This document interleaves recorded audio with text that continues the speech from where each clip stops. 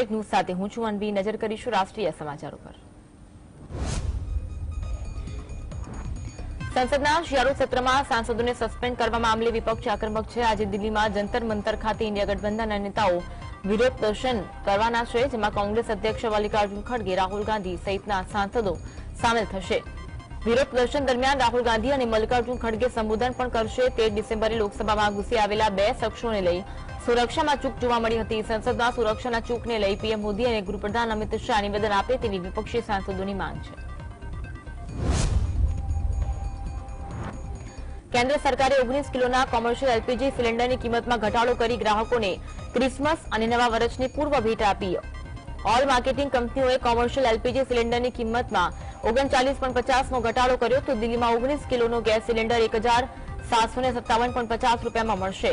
જોકે ઘરેલું એલપીજી સિલિન્ડરની કિંમતોમાં કોઈ ફેરફાર કરવામાં આવ્યો નથી. કિંમતોમાં ઘટાડો 22મી ડિસેમ્બરથી લાગુ થશે.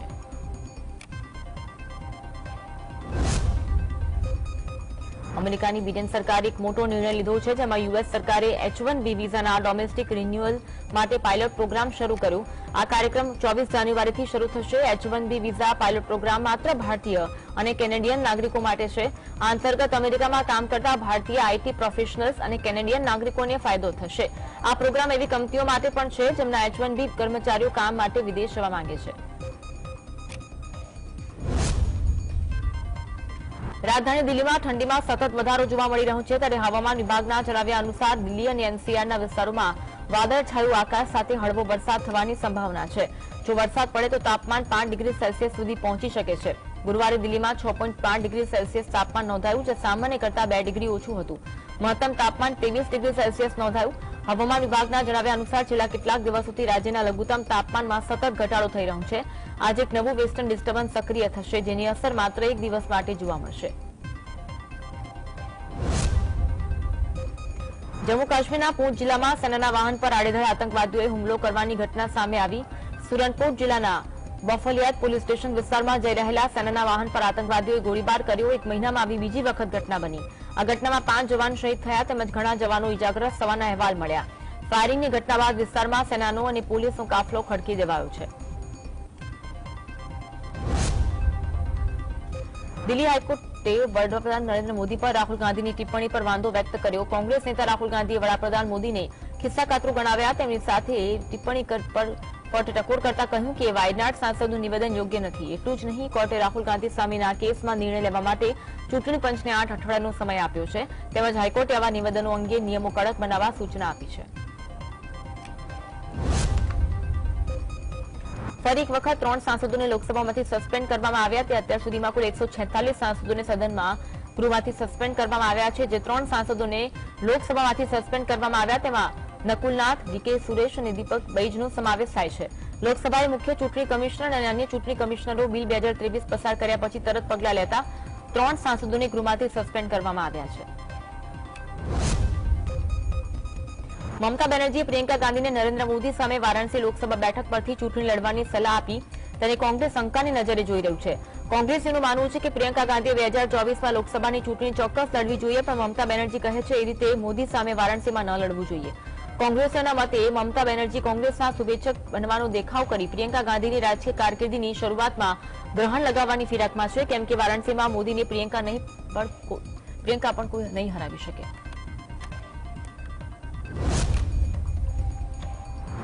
ભાજપના સાંસદ બ્રિજભૂષણસિંહના નજીકના સંજયસિંહને રેસલિંગ ફેડરેશન ઓફ ઇન્ડિયાના પ્રમુખ તરીકે ચૂંટવામાં આવ્યા. સંજયસિંહ 2008માં વારાણસી રેસલિંગ એસોસિએશનના જિલ્લા અધ્યક્ષ બન્યા હતા. 2009માં જ્યારે ઉત્તર પ્રદેશ રેસલિંગ એસોસિએશનની રચના કરવામાં આવી હતી ત્યારે બ્રિજભૂષણ શરણસિંહ પ્રદેશ પ્રમુખ અને સંજયસિંહ ઉપપ્રમુખ બન્યા. સંજયસિંહ કોમનવેલ્થ ગેમ્સની ગોલ્ડ મેડલ વિજેતા અનિતા શિયોરાના સામે હરીફાઈ કરી રહ્યા હતા.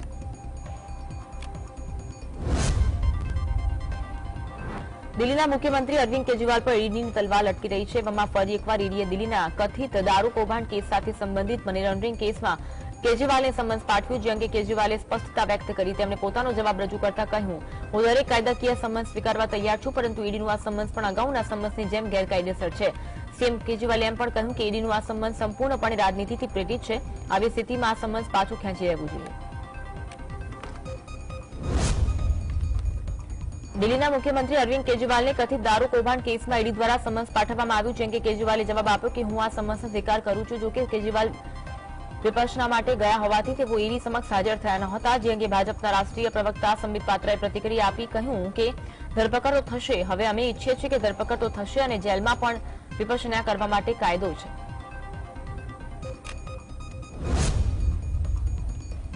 સંસદની સુરક્ષા ચૂક મુદ્દે પોલીસ સતત કાર્યવાહી કરી રહી છે. એવામાં તપાસ દરમિયાન દિલ્હી પોલીસની સ્પેશિયલ ટીમને સંસદ સુરક્ષા કેસ મુદ્દે વધુ 2 આરોપીઓ વિશે માહિતી સામે આવી. ધરપકડ કરાયેલા આરોપીઓની દિલ્હી પોલીસની સ્પેશિયલ સેલની ટીમે રૂબરૂ પૂછપરછ કરી હતી. આ પહેલા દેશના અલગ અલગ ભાગોમાં વધુ 2 લોકોને તેમના નિવેદનો અને શરીરના નિશાનના આધારે સવાલ જવાબ આપવામાં આવ્યા, જેમાંથી બેંગ્લોરના એક એન્જિનિયરની અટકાયત કરવામાં આવી, જ્યારે ઉત્તર પ્રદેશના જાલોનમાંથી એક વ્યક્તિની પણ પૂછપરછ કરવામાં આવી છે. સંસદમાં સુરક્ષામાં ખટાશ બાદ કેન્દ્રીય ગૃહ મંત્રાલયે મોટો નિર્ણય લીધો. સંસદની સુરક્ષાની જવાબદારી હવે કેન્દ્રીય ઔદ્યોગિક સુરક્ષા દળને સોંપવામાં આવી. અત્યાર સુધી દિલ્હી પોલીસના જવાનો સંસદની સુરક્ષા સંભાળતા હતા. ગૃહ મંત્રાલયે નિર્ણય લીધો કે સંસદ ભવન સંકુલની વ્યાપક સુરક્ષાની જવાબદારી સીઆઈએસએફ સંભાળશે. સંસદની સુરક્ષામાં ખામીઓને લઈ વિપક્ષ પણ કેન્દ્ર સરકાર પર આકરા પ્રહાર કરી રહ્યા છે. સીઆઈએસએફ એ ડેપ્યુટી ઇન્સ્પેક્ટર જનરલ અજય કુમારની અધ્યક્ષતામાં એક બોર્ડની રચના કરી, જે સંસદ ભવન સંકુલનો વ્યાપક અને સઘન સર્વે કરશે, જેથી સીઆઈએસએફની સુરક્ષા અને ફાયર વિંગની નિયમિત તૈનાત કરી શકાય. લોકસભાની ચૂંટણીમાં પંજાબ અને દિલ્હીમાં આમ આદમી પાર્ટી અને કોંગ્રેસ વચ્ચે બેઠકોની વહેંચણીની ફોર્મ્યુલા મુદ્દે મડાગાંઠ પડી છે. આમ આદમી પાર્ટીએ પંજાબ લોકસભાની 13 બેઠકમાંથી કોંગ્રેસને 3, જ્યારે દિલ્હી લોકસભાની 7 બેઠકમાંથી પણ 3 બેઠક આપવાની તૈયારી બતાવી, પણ કોંગ્રેસ 50-50 ફોર્મ્યુલાના અમલ પર અડી છે. કોંગ્રેસે પંજાબ અને દિલ્હીની 20 લોકસભા બેઠકમાંથી પોતાની 10 બેઠક આપવા માંગ કરી. આપ કોંગ્રેસને 10 બેઠક આપવા તૈયાર નથી. ભારતીય નૌકાદળ સમુદ્રમાં પોતાની સતર્કતા વધારવાનો પ્રયાસ કરી રહ્યું છે. આ માટે ભારત 26 રાફેલ મરીન જેટ ખરીદવાની તૈયારી કરી રહ્યું છે.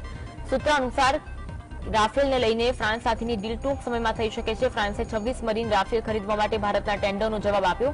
આ રાફેલ વિમાનો ભારતીય નૌકાદળના આઈએનએસ વિક્રાંત અને આઈએનએસ વિક્રમાદિત્ય પર તૈનાત કરવામાં આવશે. રાફેલ મરીન લગભગ 2205 કિલોમીટર પ્રતિ કલાકની ઝડપે ઉડવામાં સક્ષમ છે. આવી સ્થિતિમાં તે માત્ર 20 મિનિટમાં દિલ્હીથી ઇસ્લામાબાદનું અંતર કાપી શકે છે. મુંબઈમાં ઉર્દુ ભવન બનાવવા મુદ્દે ભાજપ અને શિવસેના સામસામે આવી ગયા. વિધાનસભામાં પણ બંને પક્ષના ધારાસભ્યો વચ્ચે આ મુદ્દે તાળાફળી થઈ. ભાજપનો આક્ષેપ છે કે ઉર્દુ ભવન માટે અપાયેલી જમીન વાસ્તવમાં તો આઈટીઆઈ બનાવવા ફાળવાઈ હતી, પણ ઉદ્ધવ ઠાકરેની સરકારે મુસ્લિમ તુષ્ટિકરણ અપનાવીને આ મુદ્દે જમીન ઉર્દુ ભવન માટે ફાળવી દીધી. અને ભાજપના ધારાસભ્યને એવો પણ દાવો કર્યો કે આ વિસ્તારમાં પહેલેથી 12 ઉર્દુ સ્કૂલ છે, ત્યારે ઉર્દુ ભવનની જરૂરિયાત નથી. રસપ્રદ વાત એ છે કે ભાજપનો વિરોધ કરવા શિવસેના અને સમાજવાદી પાર્ટી એક થઈ ગયા છે. લોકસભા અને રાજ્યસભામાંથી વિપક્ષી સાંસદોને સસ્પેન્ડ કરવાને લઈ ઇન્ડિયા એલાયન્સના સાંસદોએ સંસદથી વિજય ચોક સુધી પદયાત્રા કાઢી. કોંગ્રેસ અધ્યક્ષ મલ્લિકાર્જુન ખડગે સહિત વિપક્ષી પાર્ટીઓના અગ્રણી નેતાઓમાં આ માર્ચમાં સામેલ થયા. ઉલ્લેખનીય છે કે સંસદના શિયાળુ સત્ર દરમિયાન શાસક પક્ષ અને વિપક્ષ વચ્ચે પરસ્પર વાકબાણ યથાવત જોવા મળી રહ્યા છે. 13 ડિસેમ્બરે વિપક્ષી પાર્ટીઓ કેન્દ્રીય મંત્રી અમિત શાહને સંસદની સુરક્ષામાં થયેલા ભંગ અંગે સંસદમાં નિવેદન આપવાની માંગ કરી હતી.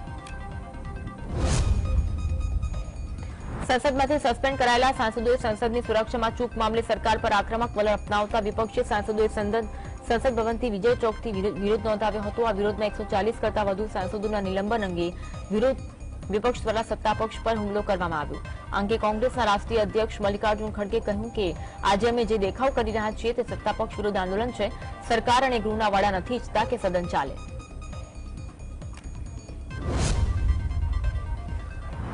કોંગ્રેસના સાંસદ પ્રમોદ તિવારીએ ભાજપ સરકાર પર આકરા પ્રહાર કર્યા. કહ્યું, ભાજપને વિપક્ષ વિના સત્તા જોઈએ છે. તેઓ જનતાની સામે ચાલવા માંગતી નથી. જો ગૃહની અંદર વિરોધ હોય તો તેને બહાર ફેંકી દો. તે ભાજપની તાનાશાહી દર્શાવે છે. તમને સદનની અંદર બેસવા દેવામાં આવશે નહીં. મોંઘવારી પર, બેરોજગારી પર, દેશની સુરક્ષા પર, મણિપુરમાં જે કંઈ થયું તેનો ઉલ્લેખ કરવાની અને અમને મંજૂરી નથી. જો અમે અમારો અવાજ ઉઠાવી શકતા નથી.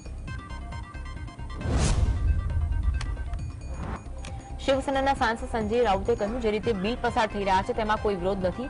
તમારી ઈચ્છા મુજબ બિલને મંજૂર કરવું એ લોકશાહીનો માર્ગ નથી. દેશમાં કોઈ લોકશાહી બાકી નથી. 143 સાંસદોની નિર્દયતા જેની સાથે અમને કાઢી મૂકવામાં આવ્યા. અમે જોઈશું, માર્ચ કરીશું, પ્રદર્શન કરીશું. સંસદમાંથી વિપક્ષી સાંસદોની હકાલપટ્ટીનો મામલો ગરમાયો ત્યારે હવે બસપા સુપ્રીમો માયાવતીએ સંસદમાંથી સસ્પેન્ડ કરવામાં આવેલા સાંસદો પર પોતાની પ્રથમ પ્રતિક્રિયા આપી. કહ્યું, સંસદના વર્તમાન સત્ર દરમિયાન બંને સદનનો રેકોર્ડ સંખ્યામાં લગભગ 150 વિપક્ષી સાંસદોને સસ્પેન્ડ કરવા સરકાર અને વિપક્ષ બંને માટે સારું નથી. માયાવતીએ આ ઘટનાને સંસદીય ઇતિહાસ માટે દુઃખદ, દુર્ભાગ્યપૂર્ણ અને આઘાતજનક ગણાવી. સુરેન્દ્રનગરના ધાંગધ્રામાં લગ્ન પ્રસંગમાં ભોજન લીધા બાદ 30 થી વધુ લોકોને ખોરાકી ઝેરની અસર થતા તાત્કાલિક સારવાર માટે હોસ્પિટલ ખસેડાયા.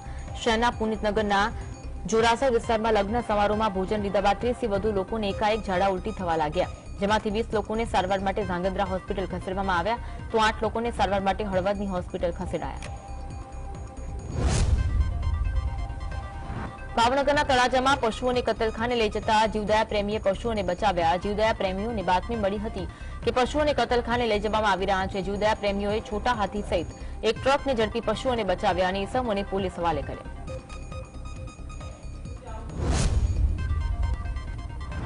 અમદાવાદ સહિત રાજ્યમાં ઠંડીનું જોર યથાવત જોવા મળી રહ્યું છે. અમદાવાદમાં પણ વહેલી સવારે કડકડતી ઠંડીનો અનુભવ થયો હતો. ઠંડીના કારણે લોકો ગરમ કપડાં પહેરેલા જોવા મળ્યા. આકરી ઠંડીના કારણે રાહદારીઓએ પરેશાની વેઠવાનો વારો આવ્યો હતો.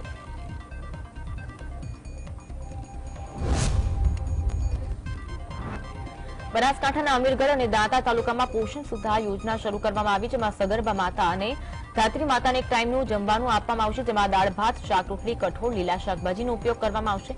વડાપ્રધાન મોદી જ્યારે રાજ્યના સીએમ હતા ત્યારે તેમને આ ગામોને દત્તક લીધા હતા. પાલનપુર નગરપાલિકાની કડક કાર્યવાહી સામે આવી. નગરપાલિકાનું ભાડું ન ભરતી 10 જેટલી દુકાનોને સીલ કરવામાં આવી અને નગરપાલિકાની વેરા શાખાની ટીમે સ્થળ પર 17 લાખનો દંડ વસૂલ કર્યો. મહત્વનું છે કે વીજ બિલ અને પાણી પુરવઠાના બિલના વિવાદમાં આવ્યા બાદ પાલિકા વધુ કડક બની છે. ડીસા પાલનપુર હાઈવે પર મોડી રાત્રે કારમાં આગની ઘટના બની. કારમાં આગ લાગતા દોડધામ મચી. ઘટનામાં કાર વળીને ખાખ થઈ. જોકે ચાલકને સમય સૂચકતાથી સદનસીબે જાનહાની ટળી, જે બાદ ફાયર ફાઈટરે પાણીનો મારો ચલાવી આગ પર કાબુ મેળવ્યો હતો. પાટણ જિલ્લામાંથી પસાર થતી નર્મદા કેનાલનું વારંવાર ઉભરાવાના કારણે લોકોને અનેક સમસ્યાનો સામનો કરવો પડે છે. કેનાલોમાં ખૂબ મોટા પાયે ખાયકી થવાના કારણે કેનાલો તૂટવી, ઉભરાવી સહિત અનેક સમસ્યાના કારણે કેનાલમાં છોડવામાં આવતું પાણી વેડફાઈ રહ્યું છે. કેનાલ ઉભરાતા પાણી ખેડૂતોના ખેતરમાં જાય છે, જેના કારણે ખેડૂતોના પાકને નુકસાન થવાની ભીતિ સર્જાઈ રહી છે.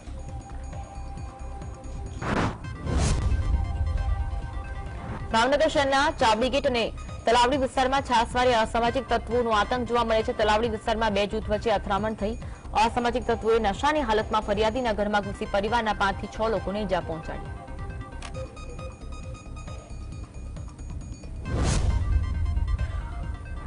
અમદાવાદમાં કોરોનાના કેસીસ વધી રહ્યા છે, ત્યારે વધુ દિવસમાં 6 જેટલા કેસ બહાર આવ્યા. કેસો નવરંગપુરા, સરખેજ અને નારાયણપુરામાં નોંધાયા. 3 મહિલાઓ અને 3 પુરુષ સંક્રમિત થયા. આથી એક્ટિવ કેસની સંખ્યા વધી છે. એક જ દિવસમાં 6 કેસ સામે આવતા આરોગ્ય તંત્ર એલર્ટ થયું છે.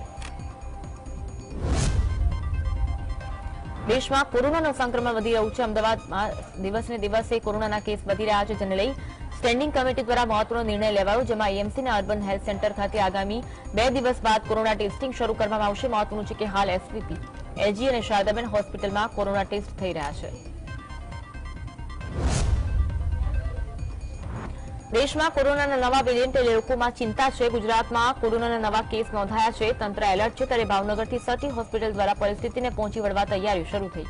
તંત્ર દ્વારા ઓક્સિજનની સુવિધા સાથે 20 બેડ, દવાનો સ્ટોક સહિત સ્ટાફની વ્યવસ્થા કરાઈ. ગુજરાતમાં કોરોનાના કેસમાં વધારો થતા સાબરકાંઠા જિલ્લાનું આરોગ્ય તંત્ર સાબદું બન્યું. હિંમતનગર શહેરમાં આવેલી નવી સિવિલ હોસ્પિટલ ખાતે ફ્રી ઓપીડી શરૂ કરી દેવામાં આવી, જેમાં નાગરિકો કોવિડનો ટેસ્ટ કરાવી શકશે. આ ઉપરાંત સિવિલ હોસ્પિટલમાં કોવિડના 3 અલગ વોર્ડ તૈયાર કરાયા. સિવિલ સુપ્રિન્ટેન્ડન્ટે કોવિડ વોર્ડમાં વ્યવસ્થાનું નિરીક્ષણ કર્યું હતું. સુરેન્દ્રનગરની ધાંગધ્રા સરકારી હોસ્પિટલની હાલત દયનીય છે. હોસ્પિટલમાં અસુવિધાઓ સાથે 8 ડોક્ટરોનો અભાવ છે. 24 કલાક સુધી દર્દીઓ હોસ્પિટલમાં પડ્યા રહેવા છતાં દર્દીઓને સારવાર આપવામાં આવતી નથી, તેવો આક્ષેપ થઈ રહ્યો છે. ધાંગધ્રાના ધારાસભ્ય પ્રકાશ પરભોરાએ આ બાબતે તંત્રને ધ્યાન દોર્યું છતાં પરિસ્થિતિ સુધરી નથી. સુરતના પાંડેસરા વિસ્તારમાં 4 દિવસ અગાઉ પોલિયોની રસી આપ્યા બાદ તાવમાં સપડાયેલ 3 માસના બાળકનું મોત થયું. પોલિયોની રસી આપ્યા બાદ બાળકને સતત તાવ આવતા બાળકને સિરપ સહિતની દવા આપવા માટે ક્લિનિકના તબીબ દ્વારા લખી આપવામાં આવી, જે બાદ બાળકને તાવ ચડતા દવા આપી સવારે બાળક ઊંઘમાંથી ઉઠ્યું જ ન હતું. જ્યાં બાળકને સવારે 108 દ્વારા નવી સિવિલ હોસ્પિટલ લઈ જવામાં આવતા તબીબે તેને મૃત જાહેર કર્યું હતું. રાજકોટ જિલ્લામાં હાર્ટ એટેકને કારણે વધુ એક વ્યક્તિનું મૃત્યુ થવાનો કેસ સામે આવ્યો. શહેરના કોટીચા ચોકમાં આવેલી ઓનેસ્ટ હોટલના માલિક 48 વર્ષીય ગૌતમભાઈ વાળાને આવેલો હાર્ટ એટેક જીવલેણ નીવડ્યો. જીએસટીવીના શંખનાદ કાર્યક્રમની મોટી અસર પડી. શંખનાદમાં જેટકોની પરીક્ષા મુદ્દે રજૂ કરાયેલા અહેવાલની અસર થઈ. જેટકો પરીક્ષા મામલે વીજ વિભાગ એક્શન મોડમાં આવ્યું. જેટકો ઇલેક્ટ્રિક આસિસ્ટન્ટની પરીક્ષાની નવી તારીખ જાહેર કરી. આ પરીક્ષા 28 અને 29 ડિસેમ્બરે યોજાશે, જ્યારે 7 જાન્યુઆરી લેખિત પરીક્ષા યોજવામાં આવશે. આ ઉપરાંત વીજ વિભાગે જેટકોના મેનેજર, એચઆર સહિત અન્ય 5 કર્મચારીઓ સામે નોટિસ જાહેર કરી ખુલાસો માંગ્યો છે. વડોદરા શહેરમાં વિદ્યુત સહાયકો દ્વારા વધુ એકવાર વિરોધ થયો હતો. વડોદરા જેટકોની ઓફિસ પર ઉમેદવારો બહોળી સંખ્યામાં પહોંચ્યા. 3 મહિના અગાઉ વિદ્યુત સહાયકની પરીક્ષા લેવાઈ હતી, જેમાં પાસ થયેલા 5600 ઉમેદવારોમાંથી માત્ર 1291 વિદ્યુત સહાયકોને જેટકો નિમણૂક પત્ર આપ્યા બાદ અન્ય ઉમેદવારોને નિમણૂક નહીં અપાતા ઉમેદવારોમાં રોષ જોવા મળ્યો હતો. ગુજરાતમાં ચાલુ રવિ સિઝનમાં અત્યાર સુધીમાં કુલ 40.77 લાખ હેક્ટરમાં રવિ પાકનું વાવેતર થયું, જેમાં સૌથી વધુ 10.73 લાખ હેક્ટરમાં ઘઉં પાકનું વાવેતર થયું. કૃષિ મંત્રી રવિ કૃષિ પાક વાવેતરની માહિતી આપતા કહ્યું કે જીરાના ઉત્પાદનમાં ગુજરાત સમગ્ર દેશમાં પ્રથમ છે. જીરાના રેકોર્ડ બ્રેક ભાવ મળતા ખેડૂતોએ ગત વર્ષની સરખામણીમાં ચાલુ વર્ષે જીરુનું બમણું વાવેતર કર્યું. આ વર્ષે રાજ્યમાં કુલ 5.30 લાખ હેક્ટર વિસ્તારમાં જીરાનું વાવેતર થયું છે. છોટાઉદેપુરના બોડેલી તાલુકાના ભગવાનપુરા પાસે કેનાલમાં ગાબડું પડ્યું, જ્યાં કડીલા સબ મેન્યુઅલ કેનાલમાં 15 થી 20 ફૂટ ગાબડું પડતા 1000 લીટર પાણીનો વેડફાટ થયો. પાણીનો વેડફાટ થતા ખેડૂતો મુશ્કેલીમાં મુકાયા.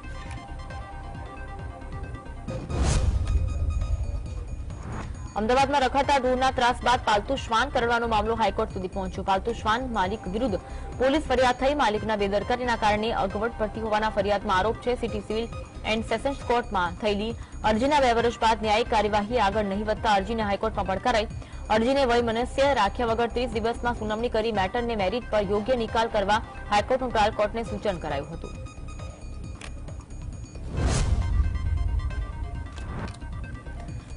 રાજકોટ બાદ જામનગરમાં રખડતા શ્વાનનો આતંક સામે આવ્યો. શહેરના વાલકેશ્વરી વિસ્તારમાં 5 વર્ષની નાયરા નામની બાળકી પર શ્વાને હુમલો કર્યો હતો. બીજી તરફ ધ્રોહળ ગામે ખેત મજૂર એક પરિવારની 2 વર્ષની દીકરી નંદિનીને પણ શ્વાને બાનમાં લીધી. બાળકીઓની ઇજાગ્રસ્ત હાલતમાં શહેરની જીજી હોસ્પિટલ સારવાર માટે ખસેડાઈ. રાજકોટ માલધારી આગેવાન અને કોંગ્રેસ સેવાદળના અધ્યક્ષે હાઈકોર્ટના જજને પત્ર લખ્યો. ઢોર ડબ્બામાં થતા પશુના મોતને લઈને પત્ર લખવામાં આવ્યો. ઢોર ડબ્બામાં રોજના 10 થી 15 પશુના મોત થતા હોવાનો પત્રમાં દાવો કરાયો. કોર્ટમાં અધિકારીઓ દ્વારા ખોટા પુરાવા રજૂ કરી લીલો બચાવ કરવામાં આવતો હોવાનો પણ આક્ષેપ થયો હતો. ભાજપના ધારાસભ્ય ગજેન્દ્રસિંહ પરમાર વિરુદ્ધ મહિલાના આત્મહત્યાના પ્રયાસ મામલે વધુ એક ગુનો નોંધાયો. ફરિયાદી મહિલાના આક્ષેપ મુજબ તેની સગીર વયની દીકરી સાથે વર્ષ 2020માં ગજેન્દ્રસિંહ પરમાર તથા મહેશ નામના વ્યક્તિઓએ શારીરિક અડપલા કર્યા હોવાનો ફરિયાદમાં વર્ણન છે. ફરિયાદ નહીં કરવા માટે થઈને કરોડો રૂપિયાની ઓફર પણ આપવામાં આવી હતી. મોરબી એસીબી ટીમે લાંચ મામલે તરધરી ગામના મહિલા સરપંચના પતિ અને સભ્યને સકંજામાં લીધા. સરપંચના પતિ મુકેશ પરમાર તથા ગ્રામ પંચાયત સભ્ય દામજીભાઈ ગામીને ડિટેન કરાયા. બાવળ કાપી છૂટક વેચાણ કરી પેટીઓ રડતા જાગૃત નાગરિક પાસે આરોપીએ પંચાયતની ખરવાડ અને ખરાબામાં પરદેશી બાવળ કાપવાની પંચાયતની મંજૂરી આપવા 80,000ની લાંચ માંગી હતી. સુરતમાં પાલિકાની મુખ્ય કચેરીની બહાર બેઠેલા સફાઈ કામદારોની કોંગ્રેસ નેતા અમિત ચાવડાએ મુલાકાત લીધી. આમળાંત ઉપવાસ પર બેઠેલા મહિલા સફાઈ કામદારની તબિયત લથડતા 108 એમ્બ્યુલન્સ મારફતે સારવાર માટે ખસેડાયા. છેલ્લા 9 દિવસથી સફાઈ કર્મચારીઓ ધરણા પર બેઠા હતા. સફાઈ કર્મચારીઓ પાલિકામાં કાયમી કરવાની માંગ કરી હતી. સુરતમાં કોંગ્રેસ નેતા અમિત ચાવડાએ એથર કંપનીમાં બનેલી ઘટનાને લઈ સરકારને આડે હાથ લીધી. કહ્યું, એથર કંપનીમાં બનેલી ઘટનાને લઈ કોઈ કાર્યવાહી થઈ નથી. જે જવાબદાર અને દોષી લોકો છે તેવા લોકોને તપાસ સોંપવામાં આવી છે. સરકાર તરફથી કોઈ કડક પગલાં લેવામાં આવ્યા નથી. એથર કંપનીમાં લોકોની મિલીભગત સામે આવી. હપ્તાખોરીના કાયદે કારણે કામદારોના જીવ લેવાઈ રહ્યા છે. દાહોદ જિલ્લા પંચાયત ખાતે આશા વર્કર બહેનોએ પડતર પ્રશ્ન મામલે જિલ્લા વિકાસ અધિકારીને આવેદનપત્ર આપ્યું. ગુજરાત જનરલ કામદાર એસોસિએશને આશા વર્કર બહેનોની પડતર માંગોની રજૂઆત કરી હતી.